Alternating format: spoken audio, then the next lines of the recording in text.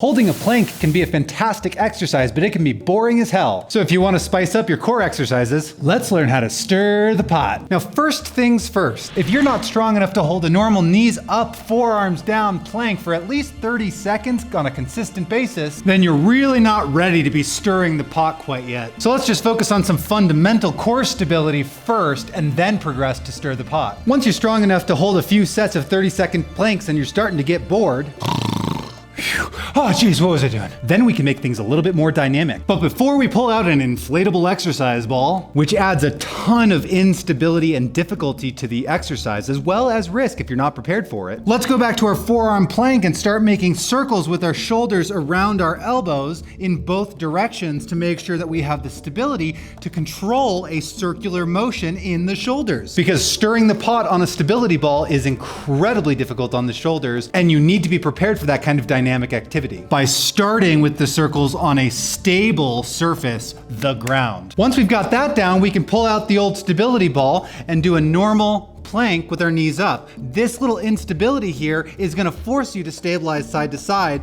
even if you're not trying to move. Once you build up the endurance and stability to consistently be able to hold planks on the stability ball for at least 30 seconds and probably a few sets, then you're ready to start to add some intentional dynamic movement. We take our forearms down with our elbows under our shoulders, and I recommend starting with your knees down, and then we move our elbows in a circle in one direction, and then we try the other direction. Don't jump the gun to knees up. Do this first. But when you're ready to progress, let's lift the knees up, elbows under the shoulders, and we just slowly make as big a circle as you feel comfortable. Again, slow is the key, and we want to make sure that we're moving in both directions. Or you can even turn this into a little bit of a game. Now, instead of circles, try to spell the alphabet out with your hands so that you're really moving in sort of an unpredictable fashion in every direction with capital letters or lowercase, it doesn't really matter. And your test is to see what letter of the alphabet you can get to before you fatigue. It turns exercise into a game, and it's an easy way that you can track your progress. This is a fantastic exercise for your core, including your obliques, not just transverse and rectus abdominis,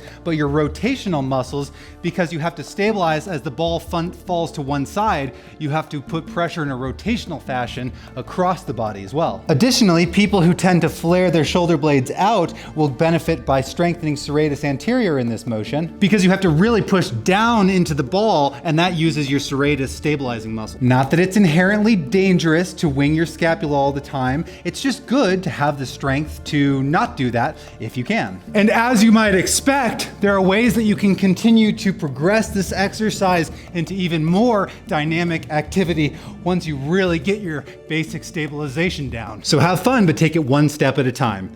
Like, subscribe, and I'll see you in the next video.